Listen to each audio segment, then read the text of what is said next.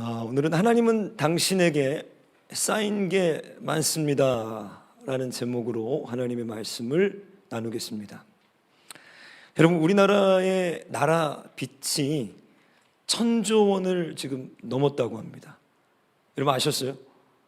우리나라가 지금 지고 있는 빚이 1,100조가 정확하게 넘었습니다. 이게 어느 정도인가, 앞으로 4년간 이자만 100조에 육박할 것이라고 합니다. 감이 잘 안 오시죠? 이게 어느 정도로 지금 쌓이고 불어나는 셈이냐면 1분에 1억씩 우리나라의 이자 빚이 늘고 있다고 합니다.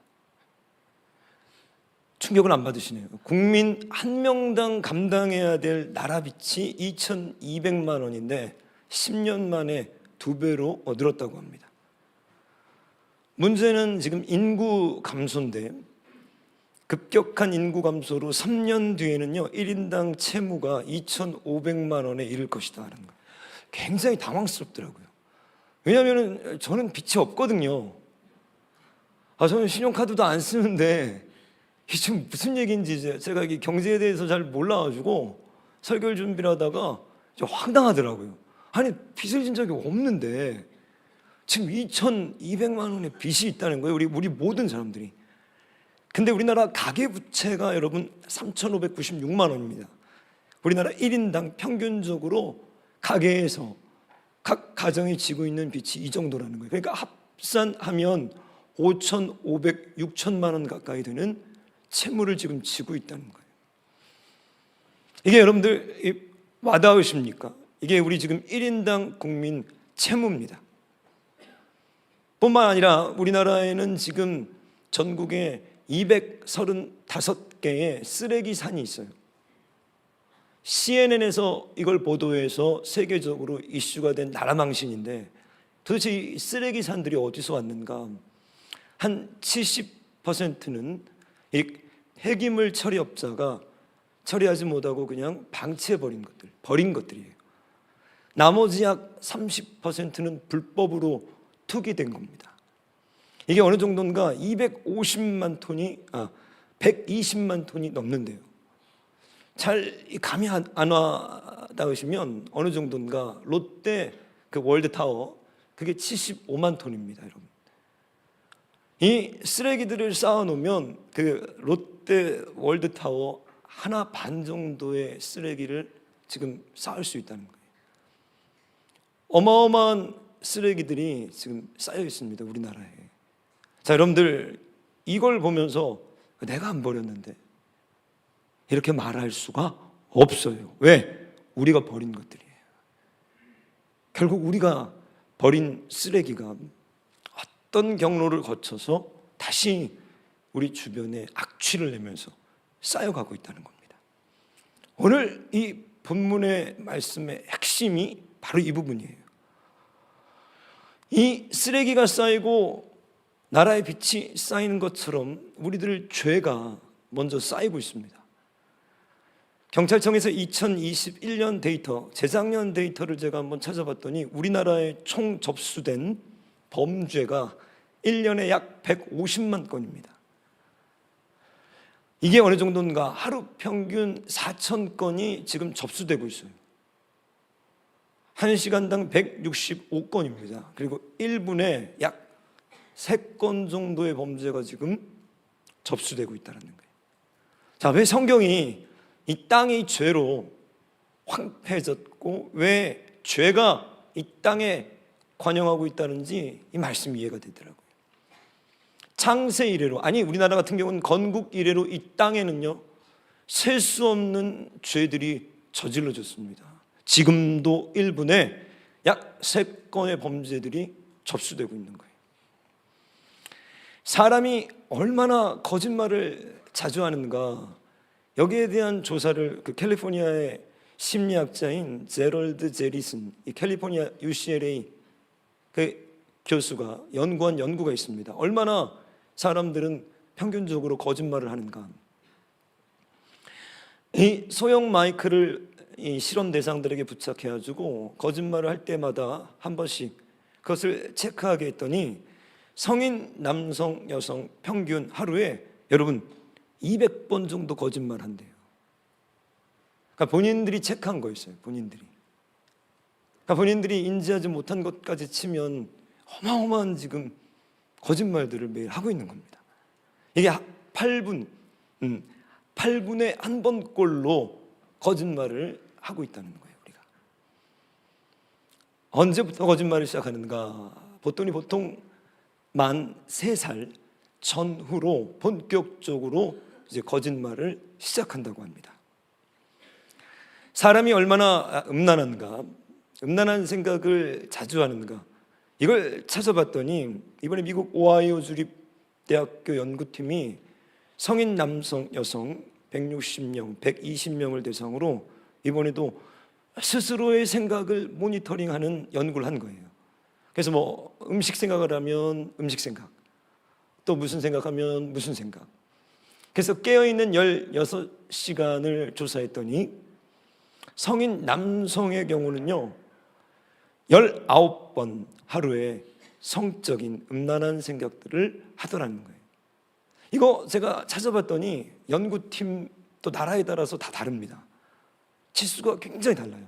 여기는 이제 하루에 19번 남성이, 그리고 여성은 하루에 한 10번 정도 음란한 생각을 한다는 거예요. 여러분들도 아마 인터넷에서 보신 적이 있을지 모릅니다. 어떤 그 조사는 8초에 한 번씩 남성들이 성적인 생각들을 한다는 거예요. 자, 이게 어느 정도인가? 이 오하이오 대학 팀의 연구에 의하면 남성은 1년에 약 7,000번 정도 그 음란한 생각들을 하고 있다는 거예요. 그 여성은 한 3,600번 정도를 한다고 합니다. 여러분들 한번 스스로 조사해 보세요. 집에 가셔가지고 연습장 하나 꺼내놓고 내가 거짓말 몇 번 하는지, 음란한 생각을 몇 번 하는지. 이 땅이 지금까지의 죄로 물들어서 관영하고 있고, 한 개인이 출생해서 본격적으로 걸음마를 떼고 말을 하면서부터 우리 사람들은 죄를 짓기 시작해요. 그리고 하나님 앞에 가는 그날까지 많은 죄들을 쌓고 삽니다. 우리 인간의 심장이 평생 약 30억 번을 뛰고 죽는다고 해요. 사람마다 이제 뭐 나이에 따라 좀 다를 수 있겠지만 평균적으로 한 30억 번 뛴다고 하면 우리 인생을, 한평생을 돌이켜보면 한 30억 번 우리는 죄를 짓지 않을까. 죄가 우리 인생에 쌓이고 있습니다. 문제는 오늘 본문은 거기에 대한 말씀이 아니에요. 우리의 죄가 쌓이고 있다는 것을 지적하는 게 아니라 그 죄에 대한 하나님의 진노가 쌓이고 있다는 겁니다. 오늘 본문 5절 말씀을 같이 한번 우리 한 목소리로 읽어보겠습니다. 다만 내 고집과 회개하지 아니한 마음을 따라 진노의 날 곧 하나님의 의로우신 심판이 나타나는 그날에 이 말 진노를 내게 쌓는도다. 여기 쌓는도다. 조나단 에드워즈라는 미국의 그 영적 대각성의 주역이었던 그 목사님이 1741년에 미국의 노스햄턴에서 한 유명한 설교가 있습니다. 그게 진노하신 하나님의 손안에 있는 죄인들이라는 제목의 설교였는데, 이 설교가 기독교 2000년 역사 중에 가장 강력한 설교로 뽑혀요. 저도 어제 다시 한번 설교 준비를 하면서 그 설교를 이렇게 쭉 한번 읽어봤는데 자신을 가졌습니다. 내 설교는 전혀 안 세구나, 아무것도 아니구나. 저는 제가 이렇게 소리를 지를까, 이렇게 설교가 셀까 했는데 그분 설교에 비하면 100분의 1도 안 돼요. 제가 한번 살짝 읽어드릴게요. 그분이 어떻게 설교했는가? 여러분은 지옥의 구덩이 위에서 하나님의 손에 매달려 있습니다. 여러분은 불타는 구덩이에 들어가야 마땅한 자들이며 그러한 판결은 이미 선고되었습니다. 여러분을 향한 하나님의 분노는 실제로 지옥에서 모진 고통을 겪고 있는 자들을 향하신 분노만큼이나 큽니다. 여러분의 악행에 대한 심판이 현재로서는 유보되고 있는 것이 사실입니다. 그러나 심판이 보류되고 있는 동안 여러분의 범죄는 계속 증가하고 있으며 여러분은 매일 진노를 쌓아가고 있습니다. 하나님이 지금 심판을 보류하고 계시는 것뿐이지 심판을 안 하시는 게 아니고, 하나님께서는 이 심판을 어떻게 계속해서 쌓아가고 있는데, 문제는 우리가 죽지 않고 살아서 숨을 쉬고 있으면서 계속적으로 우리들의 범죄가 증가하는 만큼 하나님의 심판은 진노의 날, 마지막 심판의 날에 쌓여가고 있다는 거예요. 이 설교를 들을 때, 이 설교를 읽고 있을 때 놀샘턴에 큰 부흥이 일어났습니다. 사람들이 기절하고 쓰러지고 통곡하고 그만하라고 소리를 지르고, 심지어 그 부흥의 역사 이전에 그 교회에서 투표를 해서 조나단 에드워즈를 내쫓았어요. 다른 설교는 없냐? 다른 얘기는 없냐? 죄 말고. 제가 다 읽지 않았습니다만 여러분들도 한번 집에 가서 그 인터넷에서 이 설교를 한번 찾아서 읽어보세요. 확 정신이 번쩍 들어요. 지금 우리가 듣고 있는 많은 설교들과 어떤 점에서 가장 차이가 있는가? 여러분이 범죄가 계속되는 순간, 숨을 쉬고 살아있는 그 순간 계속해서 범죄는 증가하고 있고 하나님의 진노는 쌓여가고 있다는 거예요. 왜 하나님의 진노가 쌓여가는가? 여기 5절에서 중요한 말씀을 바울이 합니다. 그것은 고집과 회개하지 아니하는 마음 때문이라는 거예요. 올해 미루다가 제가 이제 연말이 다 가기 전에 꼭 가서 그 나라에서 건강검진 하라고 하잖아요. 그래서 제가 12월까지 미루다가 얼마 전에 갔습니다. 정말 시간을 내서. 그리고 이 건강검진 결과가 왔는데 굉장히 약간 놀랐어요. 왜 놀랐냐면, 여러분들도 해보신 분들이 계실지 모르지만 그 콜레스테롤 수치가 안 나오는 거예요. 지난번 제가 했을 때는 콜레스테롤의 수치들이 전부 나왔는데 잘못됐나 했더니 국가에서 4년에 한 번 이 콜레스테롤 수치를 검사 결과로 해준다는 거예요. 비용 문제로. 그러니까 저는 이게 굉장히 중요하거든요. 왜냐하면 제가 젊은 시절부터 콜레스테롤, 나쁜 콜레스테롤이 너무 높아가지고 매년 그 콜레스테롤 수치를 자세히 보고 있는데 안 해주니까 지금 모르잖아요. 제가 지난 1년 동안 콜레스테롤이 어떤 변화가 있었는지. 그래서 다시 지난주에는 동네 병원에 가서 다시 돈을 내고 피 검사를 했습니다. 콜레스테롤이 중요하기 때문에. 왜 중요하죠? 피를 끈적하게, 피딱지라고 하죠. 그것이 혈관벽을 막으면서 혈전이 생기고, 그것이 뇌에 벌어지면 뇌출혈이나 뇌경색이 일어날 수도 있고, 뭐 심장 질환이 일어날 수도 있고, 심하면 사망으로 이어지기 때문에 지금 국가에서 4년마다 하는 이 콜레스테롤 검사를 2년으로 단축시켜야 된다. 이걸 지금 6년째 전문가들이 계속 의견을 내고 있습니다.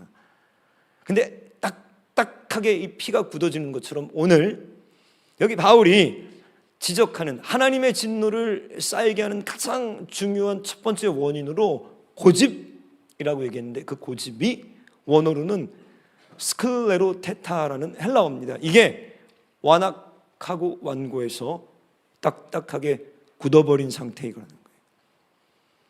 피가 굳은 것처럼 우리 영혼이 딱딱하게 굳어버리는 거예요.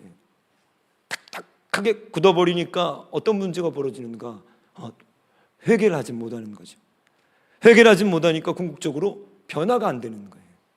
변화가 안 되니까 꽉 사람이 막혀버리는 거예요. 제가 이 설교를 준비하면서 어떤 재밌는 하나 이 장면을 보았는데, 그게 일본이 코로나 때 일본의 시나가와구의 한 보건소에서 그 주목됐던 사진 한 장입니다. 그게 뭐냐면, 일본의 그 코로나가 한참 유행해서 저희도 이제 코로나 막 전담 그 팀들이 생기고 막 추적하고 위치 추적을 하고 그러는데, 그 보건소 벽에 하얀 종이를 붙여놓고 테이프로 지금 몇 명 감염됐는지를 붙이고 있는 거예요. 수작업으로. 일본에서 붙이다 감염자가 많아지니까 이 천장을 넘어간 거예요. 그래프가. 그래서 이게 외신에 보도가 됐습니다. 아니 지금 일본이 뭐 하는 거지? 그 엑셀로 하면 이런 짓을 안 해도 되는데 왜 일본은 아날로그를 고집하는가? 이 기사였습니다. 왜 일본은 세계 가장 강한 경제 대국이자 일본이 왜 이런 조금은 시대에 뒤떨어진 이 아날로그를 고집하는가? 근데 실제로 일본은 여러분들 보시면은 아직까지도 우리나라는 비교할 수 없을 정도로 현금을 많이 씁니다. 카드라든지 우리나라 요새 뭐 카드 없으면은 그죠? 현금 안 받는 데들이 많아지는데 현금 사용률이 많고 또 일본의 특징이 뭐냐면 1970년대 80년대 팩스가 이제 등장하기 시작하면서 실제로 지금도 보건소에서 많은 경우 팩스로 주고받는다고 합니다. 이메일을 거부하고 팩스로. 당시 코로나 때도 팩스로 주고받았다는 거예요. 그것뿐만 아니라 1876년인가 인감제도 증명이 이제 법으로 실천되면서 우리도 인감 증명 간혹 하는데 도장 문화가 없어지지 않고 있답니다. 요새 누가 도장 쓰나요? 그죠? 사인하고 그냥 그걸 끝내버리는데 전부 지금 아날로그를 고집하는 거예요. 시대적으로 뒤처졌다는 거죠. 왜 그럴까? 두 가지 이유가 있는데 첫 번째는 인구 고령화입니다. 이게 일본이 초고령화 시대로 접어들면서 싫은 거예요. 변화가 이 어르신들이 익숙하지도 않고 그냥 원치도 않고 이게 첫 번째 이유고 두 번째 훨씬 더 중요한 이유가 있는데 그게 뭐냐면 그 일본 전문가들이 얘기하는 두 번째 이유는 이겁니다. 일본이 80년대에 모든 시스템화를 이뤘는데 쉽게 말해서 당시로는 가장 선진 문화였습니다. 문명 시스템이었어요. 90년대 경제 버블이 오면서 일본 경제가 추락합니다. 추락하니까 지금 시스템을 바꿀 수 있는 여력이 없는 거예요.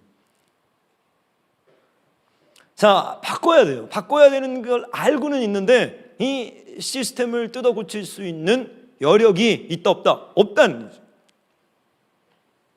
이게 마치 우리나라 종로에 가면 여러분들 1차로 아주 좁은 차선들이 많고 90년대 개발된 강남에는요 5차선이 많습니다. 근데 왜 종로가 이 차선을 넓히고 확장시키지 않은가? 간단한 거예요. 인프라가 없어요. 할 수가 없어요. 거기에 따르는 막대한 대가를 치러야 됩니다. 마찬가지예요. 젊었을 때 회개하고 학생 시절에 돌이키는 건 쉬워요. 막대한 대가를 치르지 않아도 됩니다. 약간만 바꾸면 돼요. 마음을 바꾸면 돼요. 나이가 들어가면서 왜 회개가 어려워지고 왜 고집을 부리는가? 바꾸려면 막대한 대가를 치러야 됩니다. 많은 대가들을 희생을 치러야 돼요. 삭개오가 왜 하나님께서 주목하시고 초대교회가 왜 삭개오의 회심을 주목하고 있는가? 막대한 대가를 치르는 것을 주저하지 않았다는 거예요. 여러분 우리가 나이가 먹어가고 교회 생활을 오래 하면 할수록 이렇게 회개에 막대한 대가들이 필요합니다. 근데 이건 싫은 거예요. 이건 굉장히 힘든 거예요. 그래서 아날로그를 고집하는 것처럼 그래서 부분적으로 변경할 뿐만 아니라 중요한 부분들은 바꾸지 않고 있는 거예요. 이게 고집인 거예요. 메이크업은 합니다. 살짝 부분 수리는 해요. 그런데 뼈대 중요한 영적인 회심, 반드시 회심에서 일어나야 될 자아를 부인하는 것, 물질을 부인하는 것, 철저하게 하나님께서 요구하시는 그 핵심 건더기는 건드리지 않고 좀 세부적인 것들, 아주 사소한 것들을 손대고 있는 거예요. 이게 고집입니다. 고집. 이것을 오늘 본문에서는 굳어짐으로 얘기하는 거예요. 굳어져 버리는 거예요. 그래서 회개할 수 없는 아주 딱딱하고 완악한 상태에서 하나님의 진노는 쌓여간다는 거죠. 제가 아까 말씀드린 그 조나단 에드워즈가 이런 얘기를 한 적이 있습니다. 이 에드워즈 목사님이 사역했던 당시에 미국의 1차, 2차 대각성 부흥운동이 일어났어요. 미국에 어마어마한 부흥이 일어나기 시작했습니다. 그 부흥운동을 목격하면서 그 부흥운동의 폐단도 있었어요. 그래서 이 에드워즈 목사님이 왜 아주 뛰어나신 분인가, 그 부흥운동을 이끌고 주도하고 경험하면서 이 부흥운동의 균형과 열매를 주목하기 시작했습니다. 그리고 여기서 나타나는 사소한 폐단들도 주목해서 균형 잡힌 부흥론, 또 신앙 감정론 이런 책들도 많이 쓰셨는데 제가 여기 읽어보다가 깜짝 놀란 장면이 있습니다. 그게 뭐냐면 부흥의 시대에 지금 영적인 대각성이 일어나고 있던 그 시대에 그가 목격했던 그 치명적인 문제들이 있더라는 거예요. 그게 뭐였냐? 그가 목격했던 치명적인 문제는 바로 교만의 오류인데, 이게 두 가지로 나타난다는 거예요. 부흥의 현장에서도. 첫 번째는 자신에게 하나님께 가까이 있기 때문에 미혹당하거나 마귀에게 오도될 위험이 없다고 생각하는 이런 특징들이 있더라는 거예요. 지도자들 가운데, 특히 하나님께 막 쓰임을 받는 사람들, 하나님의 일을 하고 있는 사람들 가운데 첫 번째 어떤 오류들이 나타나냐면, 본인은 기도하는 사람이고 하나님께 쓰임을 받았던 사람이기 때문에, 하나님과 가까이 하는 사람이기 때문에 자신이 미혹당하거나 마귀에게 오도될 위험이 없다고 생각하고 있더라는 거예요. 자, 이 사람들은 경건한 사람들입니다. 이 사람들은 부흥의 주역들이에요. 이 사람들은 기도하는 사람들이에요. 이 사람 대각성에 쓰임받았던 인물들이에요. 부흥사들이에요. 하나님의 말씀을 불과 같이 선포했던 사람들인데도 그들도 조심해야 됩니다. 왜? 그들도 어린아이같이 순전해야 돼요. 그들도 매일 깨어서 회개하고 기도해야 돼요. 그런데 이런 사람들이 넘어질 때 보니까 철저하게 내가 사단에게 미혹당하고 오도될 위험은 없지, 이렇게 생각하고 있더라는 거예요. 두 번째, 다른 사람들이 아무리 자기의 잘못을 지적해줘도 자기의 방식만을 고집하면서 그들의 훈계와 조언을 들으려 하지 않았다, 이렇게 지적한 거예요. 자, 부흥이 미국을 강타하고 있을 때, 많은 선한 하나님의 열매들을 맺어져 가고 있을 때 거기에 문제들이 벌어지기 시작했습니다. 사람들의 교만이 등장하기 시작하고 은사에 많이 집착한 나머지 오히려 교회 안에 분란들이 일어나기 시작하고, 그런데 그럴 때일수록 사람들 안에 딱딱해진 교만함이 자리 잡기 시작했는데, 이런 문제들이었다는 거예요. 영적인 사람들에게도 이런 문제들이 벌어지더라는 거예요. 이것이 얼마나 위험한지를 경고하고 있는 거예요. 다른 사람의 훈계들, 조언들을 들으려고 하지 않는다. 내가 대단한 성공을 이루었기 때문에, 내가 대단히 하나님과 가깝기 때문에, 내가 굉장히 기도하는 사람이기 때문에 주변에서 들려주는 충고의 훈계에 대해서 둔감하더라는 거예요. 이게 영적인 고집입니다. 굳어져 버린 상태예요.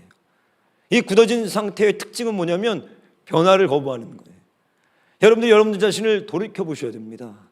바울은 내 겉사람은 후패하고 내 속사람은 날로 새로워진다고 하셨는데, 우리 그리스도의 사람들의 특징은 주님 앞에 가는 그날까지 새로워져야 돼요.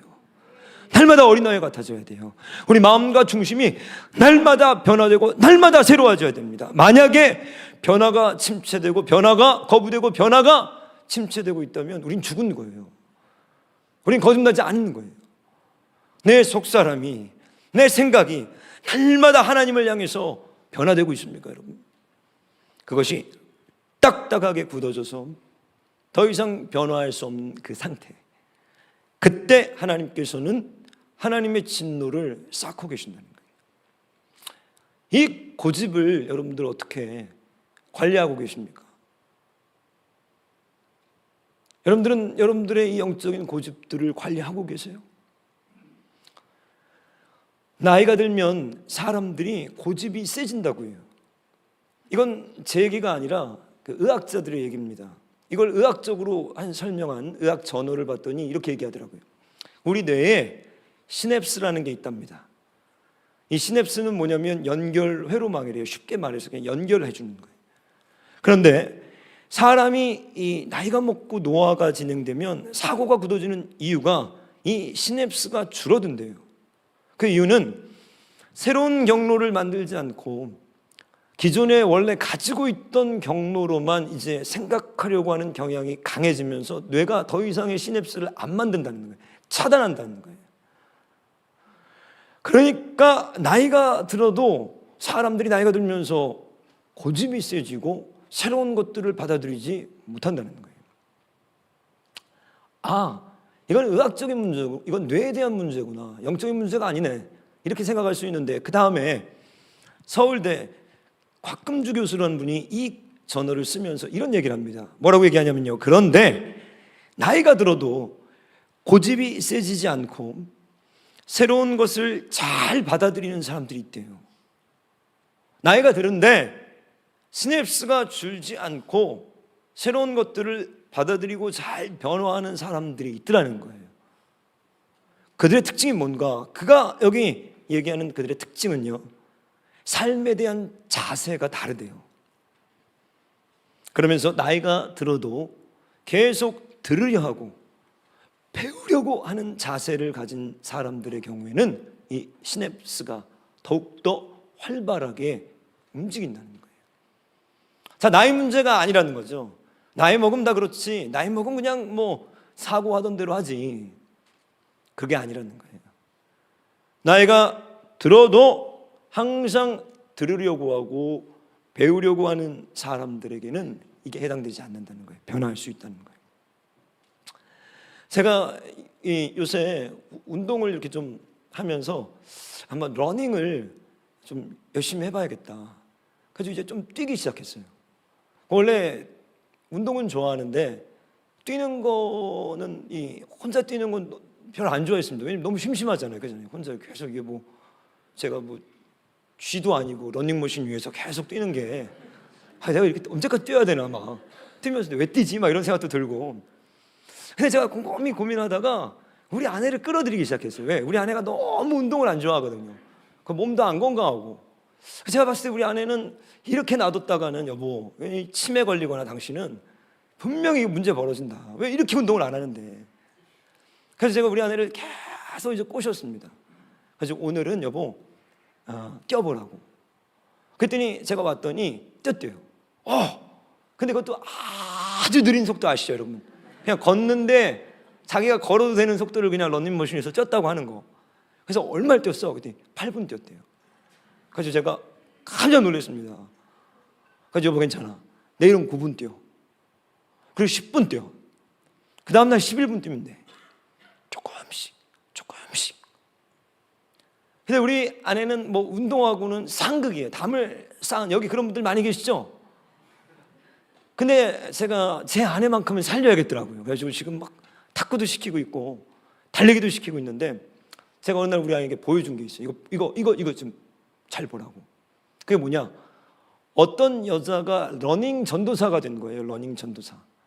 우리 아내 나이쯤 됩니다. 뭐 30대 후반이나 뭐 40대 초반쯤 됐는데, 근데 이분이 어떤 얘기를 하냐면 처음 뛰었을 때 5분을 못 뛰었다는 거예요. 그래서 깜짝 놀랐어요. 이거 보라. 이거다. 자, 여보는 당신은 8분 뛰었어. 이 여자는 5분도 못 뛰었어. 근데 지금 하프 마라톤을 여러 번 뛰고 풀 마라톤을 뛰고, 이분은 완전히 다른 사람이 됐어요. 40km 이상을 그냥 주파하는 거예요. 하프 마라톤 같은 경우는 그냥 아주 껌 씹는 것처럼 뜁니다. 막. 뭐가 차이일까, 여러분? 저는 이걸 보면서 신앙이 똑같아요. 제가 경험한 바 신앙은 거의 똑같았어요. 신앙이 자라지 않고 회개에도 아무 열매가 없는 사람들의 특징은요, 바로 이거였어요. 이게 뭐냐면 훈련하지 않는 거예요. 알아요. 그런데 그 아는 지식에 자신을 갈아 넣지는 않는 거예요. 당신도 할 수 있어. 당신도 얼마든지 할 수 있어. 여러분, 하나님은 공평하셔요. 6절에서 8절 하나님이 이 진노를 쌓고 계시다고 경고하시면서 우리에게 이렇게 말씀하십니다. 6절부터 제가 읽어드릴게요. 하나님께서 각 사람에게 그 행한 대로 보응하시되, 우리 하나님은 정확하신 분이에요. 심은 대로 거두게 하십니다. 7절 참고 선을 행하여 영광과 존귀와 썩지 아니함을 구하는 자에게는 영생으로 하시고, 오직 당을 지어 진리를 따르지 아니하고 불의를 따르는 자에게는 진노와 분노로 하시리라. 하나님은 성경 곳곳에서 공평하시고 심은 대로 거둘 것이고, 눈물로 씨를 뿌리는 자가 기쁨으로 단을 거둘 것이고, 육체를 위하여 심는 자는 육체로부터 썩어질 것을 거두게 될 것이고, 선한 대로 행한 대로 갚으시겠다는 거예요. 우리가 왜 진노를 쌓는 인생을 사는가? 그럴 수도 있고 하나님과 화평을 이루는 삶을 살 수도 있습니다. 어떤 사람이 굳어지지 않고 오늘도 회개하고 하나님의 말씀을 실천하는 사람들에게 하나님이 약속하신 거예요. 여러분, 그 영화, 지금 서울의 봄인가, 이 영화가 크게 지금 히트를 쳤더라고요. 이게 모르시는 분들, 그 12.12 사태, 그것을 배경으로 한 영화입니다. 그 군부 쿠데타가 일어났던 그 시기를, 그날을 재현했던 영화인데 젊은이들의 큰 인기를 얻으면서 지금 흥행하고 있다고 그래요. 제가 그래서 그걸 쭉 한번 뉴스를 봤더니 이 영화에서 조명한 몇 명의 사람들이 있습니다. 당시 억울한 죽음을 당했던 군인들이 있었어요. 그 중에 한 사람의 이름이 정선엽이라는 병장이었습니다. 제가 이분을 이렇게 한번 찾아보니까 이분이 우리나라 국방부 헌병대 소속인데요, 전역을 3개월 앞두고 있었습니다. 12.12 사태 때. 근데 1979년 이제 그날 원래는 국방부 청사 내부의 보안실에 보초를 서기로 했는데 당시 신참이었던 이병이 아주 중요하고 위험한 시기에 군 수뇌부가 출입하는 그 국방부 병커 근무를 서게 됐대요. 그래서 제가 고참이니까 지금 시대가 시국이 이런데 어떻게 너가 여기를 쓰느냐 보내고 본인이 거기 보초를 그날 섰다는 거예요. 국방부 병커, 여기에 수뇌부들이 오가고 중요한 통로인데, 그리고 새벽 2시쯤 됐을 때 이 반란군이 들어옵니다. 그리고 이 M16 총을 뺏으려고 하니까 나는 지금 중대장의 지시가 없어서 총을 내줄 수 없다. 명령대로 한 거죠. 군인이고 내 총을 넘겨줄 수 없다. 거기서 네 발을 맞고 사살됐습니다. 완전히 묻혔죠. 43년 만에 진상규명을 해서 처음에는 순직했다가 그 진상규명에 의해서 이제 전사로 바뀌었어요. 근데 이 나라를 지키던 한 병장이, 이 20대 청년이죠, 우리 자식들 같은, 그날 총을 맞고 사망해서 그냥 그 시체가 그 위에, 그 당시 증언들을 보니까 그 부하들이 그냥 위에 시체를 올려놨었는데, 제가 주목했던 건 그게 아닙니다. 그 아들을 잃은 엄마였어요. 멀쩡한 자식, 이제 제대를 3개월 앞둔 그 어머니가 이 소식을 듣고 어떻게 됐는가, 특이한 치매 현상을 보이기 시작했는데, 이 치매 현상은 무엇인가? 죽는 날까지 우는 치매에 걸리셨대요. 우시는 게 계속. 그리고 전두환의 사진을 보면 그렇게 분노하고 미워했더라는 거예요. 그리고 특이한 치매 증상을 보였는데 울더란, 계속 울면서 그 쌓인 한 해 2008년에 이제 소천하셨습니다.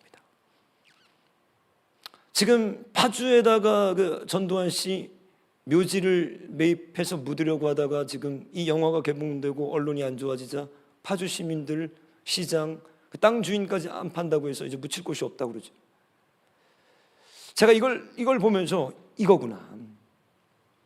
여러분, 이 국민들의 분노, 아니 그 어머니의 쌓여있는 분노와 그 눈물이 오늘 바울이 이 2장 5절에서 죄를 향해서 돌이키지 않는 우리들을 하나님이 보시는 진노로 여러분들 이해하시면 됩니다. 하나님께서는 이 노모와 달라요. 이 노모는 아무것도 할 수 없어서 억울한 자식의 죽음 앞에서 눈물로밖에 호소할 수 없어서 눈물로 마지막 정신을 잃으면서까지, 치매에 걸리면서까지 울 수밖에 없는 쌓인 한을 갖고 이 세상을 떠났다면, 하나님께서는 오늘 분명하게 심판의 날, 의로우신 하나님의 심판이 임하는 그날에 이 분노를 쌓아놓고 계실 거라고 심판을 경고하고 계십니다. 어떤 사람이 이런 글을 썼어요. 하루는 지나가는 것이 아니라 쌓이는 것이다. 아까 로마서 2장의 6절, 7절, 8절 각 사람에게 그 행한 대로 보응하시겠다는 그 하나님의 말씀은 이 말씀인 거예요. 하루는 지나가는 게 아닙니다. 우리 인생의 하루하루는 차곡 쌓이고 있어요. 어떤 연예인이 결혼해서 다정한 인고 부부가 됐는데 어떻게 결혼하게 됐습니까? 그 신부가 3년 동안 교제하면서 믿음이 생기고 그 믿음이 쌓였습니다. 이 사람이구나. 결혼하게 됐습니다. 맞아요.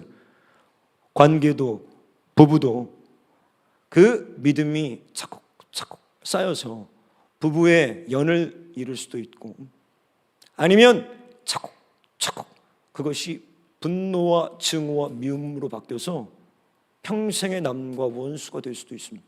믿음도 마찬가지. 하나님과 하루하루 신뢰를 쌓을 수도 있고, 하나님을 향한 진노로 하루하루를 쌓아갈 수도 있습니다. 오늘 여러분들의 내면을 부드럽게 하시고 영적인 고집들을 모두 버리셔서 회개에 합당한 열매를 맺으시고 하나님과 날마다 신뢰를 쌓아가는 저와 여러분 되시길 주님의 이름으로 축원합니다. 우리 시간에 준비한 예물 올려드리면서 한번 하나님 앞에 기도하면서 우리 이 찬양하면서 천부여 의지 없어서 기도하는 시간 같습니다.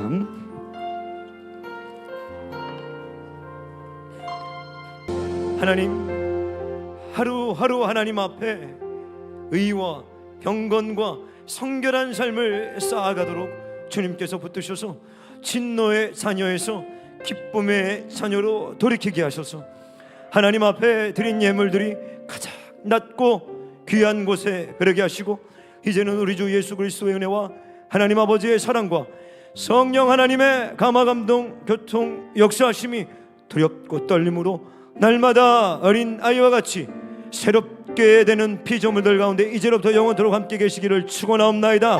아멘.